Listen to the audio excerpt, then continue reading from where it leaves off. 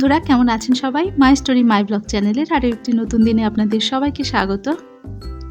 আজকে বিকেলবেলায় একটু টিফিন বানিয়ে নিচ্ছি। হাজব্যান্ড বাড়ি ফিরেছে, তো ওর জন্য একটু হালকা খাবার বানিয়ে নিচ্ছি। ও যে সকালবেলা বাড়ি থেকে বেরোয় ওই ভাত খেয়ে দেয়ে, তো তারপরে বিকেলে এসে তো আর ভারী খাবার কিছু খায় না, তো হালকা ফুলকা একটু টিফিন বানিয়ে দিই মাঝে মাঝে। তাহলে চলুন আমি এই যে ডিমের টোস্ট করব পাউরুটি দিয়ে, তো এটা করতে থাকি। আর সেই সঙ্গে আজকে একটা যে টপিক নিয়ে আলোচনা করতে চাই সেটা হচ্ছে কিছু ভুল যেগুলো আমাদের জীবনে অশান্তির কারণ হয়ে দাঁড়ায়। তো 5টি মেইন ভুলের কথা আমি বলবো যা আমরা করে থাকি সাধারণত আমাদের জীবনে। তো তার মধ্যে ইম্পর্ট্যান্ট যেটা সবথেকে গুরুত্বপূর্ণ সেটা হচ্ছে আমার কোনো ভুল নেই। এই ধারণাটা রাখাই হচ্ছে সবথেকে ভুল। ভুল স্বীকার না করাটা সবথেকে বড় ভুল। আর দেখবেন যখন 2জন বা 3জন মানুষের মধ্যে, পরিবারের মধ্যে কোনো জিনিস নিয়ে ঝামেলা হয়, তখন একজন সবসময় ভুল করে, মানে অন্যজন কিছুতেই ভুল করে না, তার কখনোই ভুল হয় না। আর যে ভুল করে এসছে তার সারা জীবন ধরে সেই ভুল করেই এসছে, এই জিনিসটাই হয়। এদিকে এই যে টোস্টটা হয়ে গেল, সস দিয়ে দিলাম, তো এটা ওরা টিফিন করে নেবে। তো যে বিষয়টা আমি বলছিলাম যে এই 2জন ব্যক্তির মধ্যে আসল ভুল কে করে বলুন তো? যে ভুল স্বীকার করে না, বরঞ্চ অন্যকেই দোষারোপ করে, সেই হচ্ছে আসল দোষী। আর অন্যজন যে চুপ করে মাথা নত করে নিজের ভুলটা মেনে নেয়, কারণ সাংসারিক অশান্তি থেকে বাঁচার জন্য এই জিনিসটা করে, তো সেই হচ্ছে সবথেকে বুদ্ধিমানের মানুষ। কিন্তু এটা যদি একঘেয়েমি চলতে থাকে তাহলে কিন্তু একটা সমস্যা হয়ে যায়, কারণ সবারই একটা ধৈর্যের লিমিট আছে। তাই এটা প্রত্যেকের বোঝা উচিত যে ভুল স্বীকার করাটাতে কোনো ছোট হওয়ার কোনো কিছু নেই, বরঞ্চ ভুল স্বীকার করলেই সংসারের মধ্যে অনেকটা শান্তি বজায় থাকে। আর এখানে দেখুন টবটা ভেঙে গেছে, ওই যে বুগেনভেলিয়ার ওই সাইডটা টব। তো এরকম বেশ কিছু টব আমার ভেঙে গেছে, মোটামুটি 4টে টব ভেঙে গেছে। এখন তো বৃষ্টি সেভাবে হয় না, কিন্তু বৃষ্টি হোক না হোক ঝড় উঠতে থাকে, হাওয়া উঠতে থাকে। এবার হাওয়া উঠে টবগুলো যেগুলো ভারী হয়ে গেছে, এই যে এই ঝাউ গাছটার টবটাও দেখতে পাচ্ছেন একদম ভেঙে গেছে। তো এগুলো আবার রিপোর্ট করতে হবে। এটা তো সেদিন আমার চোখের সামনে ভেঙে গেল, মানে হাওয়া উঠেছে, আমি তখন দৌড়ে এলাম ছাদে, কারণ হাওয়া উঠলে আমি সবগুলো টব কাত করে শুইয়ে দিই, তাতে করে কিন্তু পড়ে যায় না আর ভাঙার সম্ভাবনা থাকে না। তো আমি জাস্ট ওই যে দরজা দিয়ে বেরিয়েছি আর সঙ্গে সঙ্গে দেখলাম উল্টো দিকে গাছটা পড়ে ভেঙে গেল টব। তো এরকমভাবে বেশ কয়েকটা টব ভেঙেছে। আর এই যে স্নেক প্ল্যান্টের এই টবটাও ভেঙেছে। এটা ভাঙার পেছনে দায়ী এই গাছগুলোই। এটা পড়ে ভাঙেনি, কারণ এটা এত গাছ হয়ে গেছিল এর মধ্যে যে গাছগুলোর আর জায়গাই হচ্ছিল না, টবটার চির ধরে ফাটিয়ে দিয়েছে। তো ওই জন্য হাজব্যান্ড আবার সমস্ত গাছগুলো ওগুলো ফেলে দেবে, ওগুলো অনেকগুলো নষ্টও হয়ে গেছে, আবার 2-3টে নতুন চারা বসিয়ে রাখবে। তো ওটা আমার অনেক বছরের পুরনো ছিল। আর এখানে এই ছোট স্নেক প্ল্যান্টটা, এটাও 3টে মাত্র বসিয়ে দিয়েছে, এটাও পুরো টব খালি করে দিয়েছে। এই যে কালাঞ্চ, তো এইটাও আজকে রিপোর্টিং হবে। 2-3টে চারা আমরা বসিয়ে রাখবো পরের সিজনের জন্য। আর এখানে আমি আবার এসছি এই যে কিছু কিছু টবের মধ্যে নয়নতারা, তারপরে তুলসীর চারা এগুলো হয়েছে। তো অনেকগুলো নয়নতারা হয়েছে, তার মধ্যে যেগুলো একটু একটু বড় হয়েছে, এই যে তুলসীর টবের মধ্যে 2টো নয়নতারা চারা হয়েছে, এগুলো আমি এক জায়গায় করে লাগিয়ে রাখবো।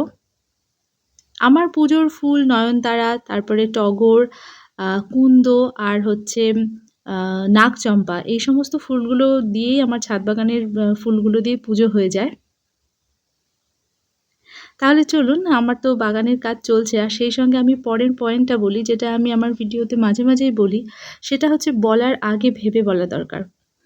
আমরা এটা একটা বড় ভুল করি, আমরা বুঝি না যে আমার কথা অন্যকে কতটা হার্ট করছে। একজন মানুষ যদি সত্যি সত্যি মনে খুব আঘাত পায় না, সে কিন্তু সেটা সারা জীবন মনে রাখে। আর এই যে মনে রাখা, মনে আঘাত পেয়ে মনে রাখার জিনিসটা, এটা ভয়ানক সম্পর্কের ক্ষতি করে।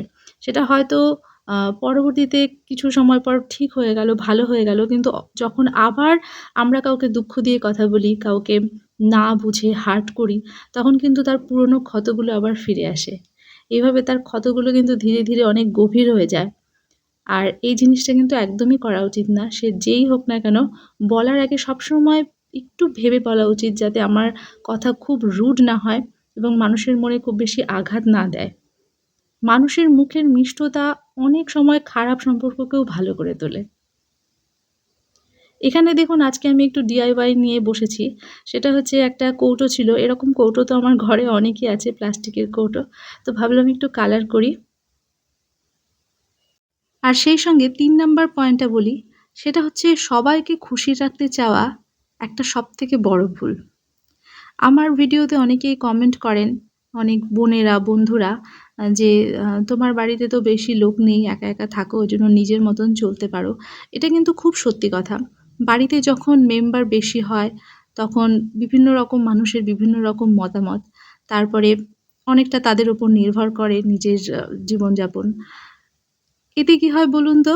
সবাইকে খুশি করতে গিয়ে আপনি নিজে মানে গণ্ডির মধ্যে আবদ্ধ হয়ে যান। এই জিনিসটা আমার বন্ধুরা কমেন্ট করে বলে যে, "সবার মন জয় করে চলাটা খুব কঠিন কাজ।" এটা আমিও অ্যাকসেপ্ট করি।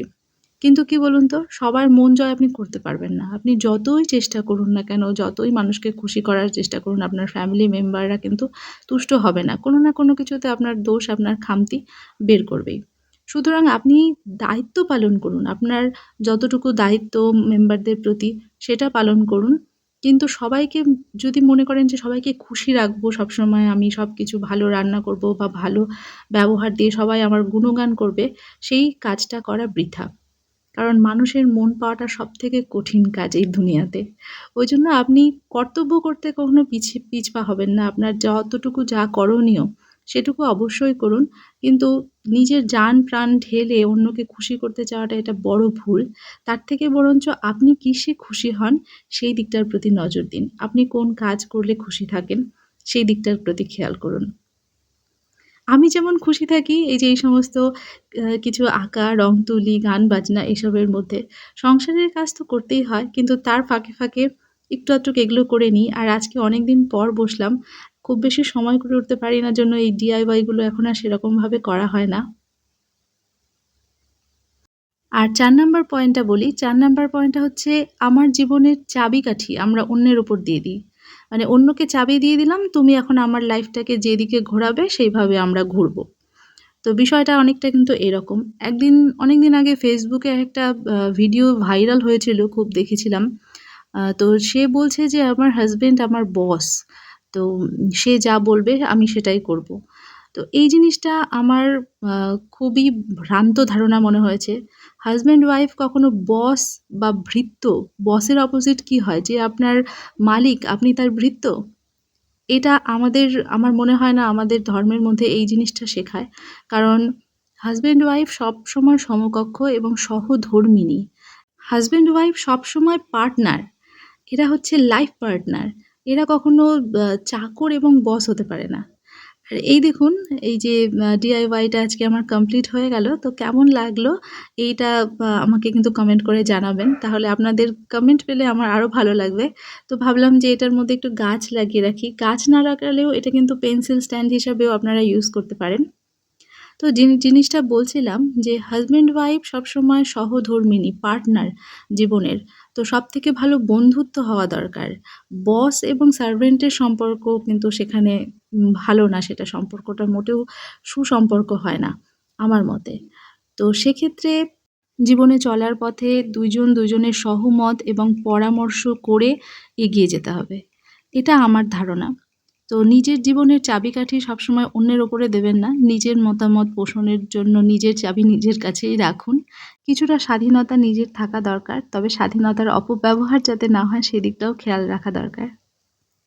আরেকটা জিনিস বলি, সেটা হচ্ছে আমি বরাবরই বলে আসি, লাস্ট পয়েন্টে বলবো, সেটা হচ্ছে সিক্রেট শেয়ার করা। এটা আমাদের জীবনের সবথেকে বড় ভুল। এমন না যে হাসব্যান্ড ওয়াইফের সম্পর্কের মধ্যে কখনো কোনো ঝামেলা হলো, তখন সেটা কিন্তু আমরা আমাদের একজন মানুষ খুঁজি যার সঙ্গে আমরা শেয়ার করতে পারবো। আমাদের মনের দুঃখটা শেয়ার করতে পারবো। তো তখন কিন্তু আমরা অনেক গোপন কথা বলে ফেলি। কিন্তু খারাপ সম্পর্ক তো চিরস্থায়ী হয় না। হাসব্যান্ড ওয়াইফের সম্পর্ক একটা সময় পর দেখবেন আবার ঠিকই হয়ে যায়।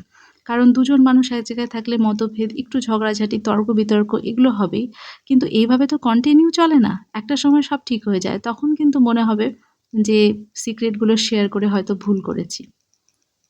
আর এখানে দেখুন ওই যে গাছটা স্পাইডার প্ল্যান্ট আমি লাগিয়ে নিয়েছি এই বটলটার মধ্যে। তো এটা আমি ঘরে এনে রাখলাম। আজকে একটু ডেকোরেট করে নিলাম ঘরটাকেও। সেদিনকার বিকেলের ভিডিও ছিল। তো আজকে তারপরে আমি সকালবেলায় পরের দিন স্নান-দান করে পুজো করে নিচ্ছি। যেহেতু ভিডিওটা আমার বড় হয়ে যাবে ওইজন্য পরের দিনের অন্যান্য কাজগুলো আর শেয়ার করব না। এখানে এই যে এরা দুজন ব্যস্ত, একজন হারমোনিয়াম নিয়ে আর আমার মেয়ে তো যা করে কাগজ, তারপরে ক্লে এই সমস্ত দিয়ে খেলা করে। তো ওগুলোই ও করছে।